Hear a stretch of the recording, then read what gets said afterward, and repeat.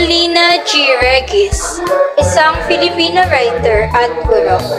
Siya ay pinanganak noong February 11, 1926.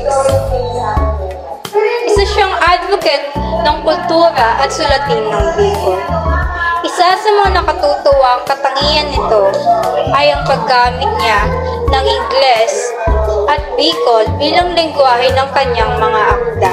Wow! Ito ay nagpapakita ng kanyang advokasya na maipahayag ang kultura ng Bicol. Siya ay tumanggap ng Gawad Pambansang Alagad ni Balagtas noong 2009 dahil sa kanyang mga literature na umambag sa kultura ng Bicol. Isa sa mga nakatutuwang kaalaman sa kanya ay ang Regis Hab, Ainikar, at Emelina Regis Sanctuary ay parehong ipinangalan sa kanya bilang pagpapakita ng kanyang legasiya. Wow! Isa sa mga sikat na akda nito ang Dalawang Mukha ng Kagubatan. Dito ipinapakita na kung hindi natin papahalagahan ang kalikasan, ito ay ating magiging kalaban.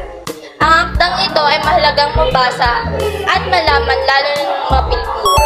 Tiyak na magbibigay ito ng realization sa mga bababasa lalo't na't kumakaharap tayo sa mainit na panahon. Ang mga akda niya ay nakatulong sa environmental scientist at conversation. Maraming nakilahok sa advokasya na pinalaganap ni Emelina dahil sa kanyang aktibong pakikilahok sa advokasiyang environmental NGO. Ang kanyang pagpapatuloy sa kanyang advokasya ay naka-impluwensya siya ng maraming tao sa matagal na panahon. Ang pag-aaral patungkol kay Emelina G. Regis ay hindi lamang upang malaman ang mga sulatin niya, kundi pati na rin ang mga natatanging kultura ng Bicol na nakapaloob sa mga akda nito. Ang pag-aaral patungkol sa kanyang sulatin ay labis na nakakatulong lalo na't kumakaharap tayo sa ganti ng kalikasan sa atin.